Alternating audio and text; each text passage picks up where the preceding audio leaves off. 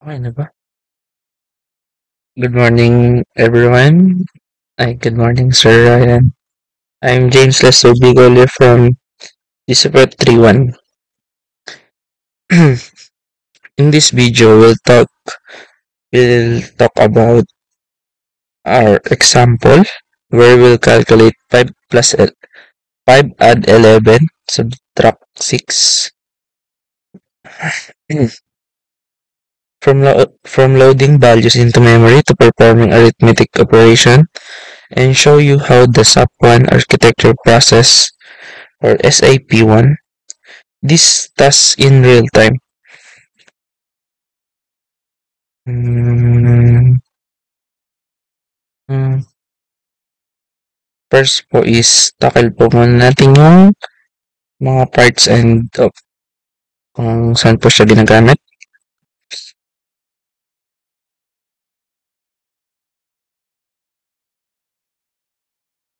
Kita ba yun? Yung program counter po is yung purpose po niya is holds the address of the current instruction executed.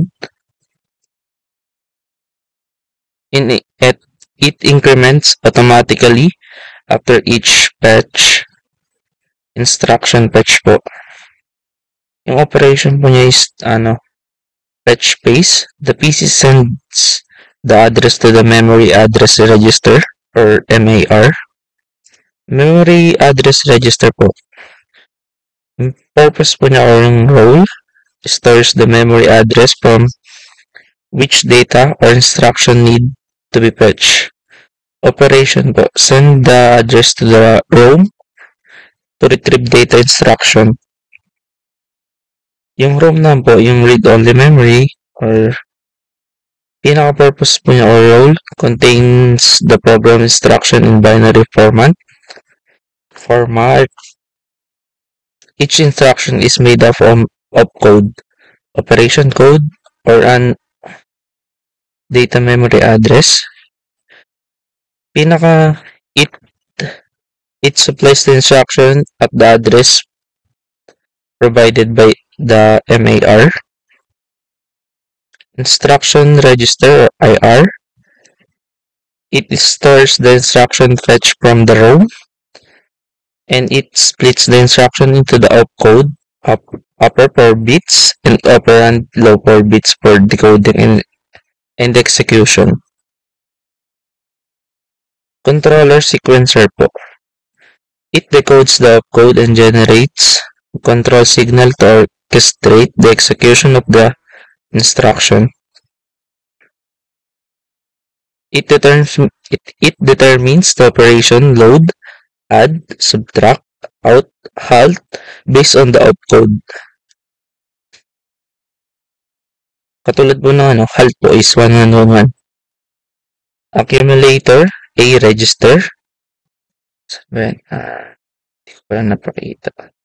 Ito po yung program counter, MAR, ROM, instruction register, controller sequencer, ALU po, B register, accumulator, A, output register po. Yan po yung mga Sa accumulator po, it stores the result of arithmetic or logical operation. It holds intermediate and final result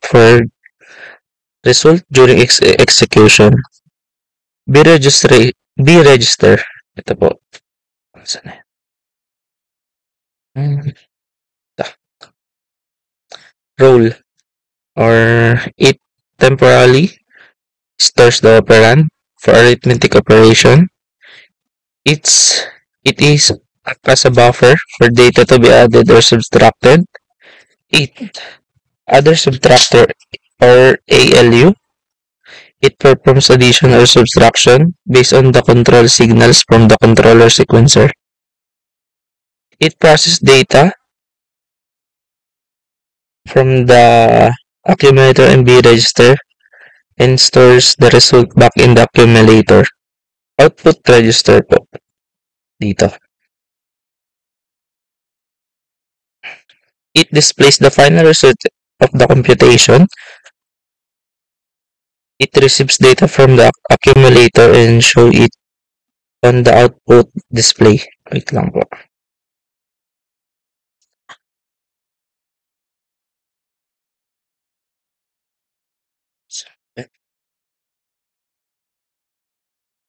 And now po, dako po tayo dito.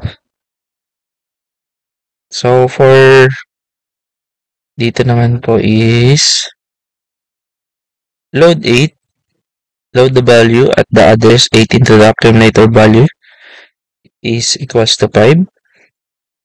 1, 2, 3, 4, 5, 6.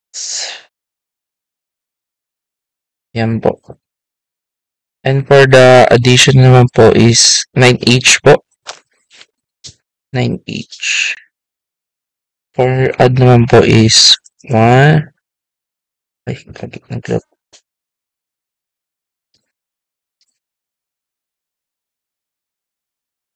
1, 2, andito na po yung 5, 3, 4, 5, 11 po. Ang nasa dito. Tapos 1, 2. Yung 5 po kanina, yun nandito. Napunta po siya dito kasi tapos ayan po, 16. 16 na po, tapos 11 yung kanina dito. Tapos 5. Tapos yung nandito po napunta na dito.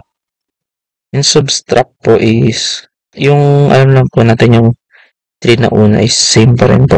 1, 3. Ito po, 6. Yan po yung minus. Ba?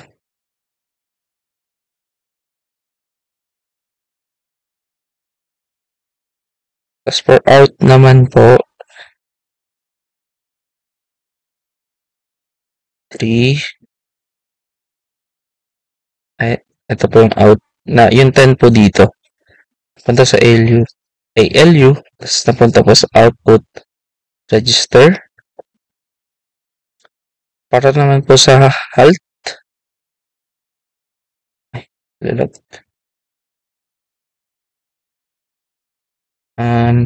Program 1. Program 1. Yun na. Ito na po. Naka-halt na siya. Ayun po. Sa controller sequencer is 111. Yun lang po lahat. Thank you po.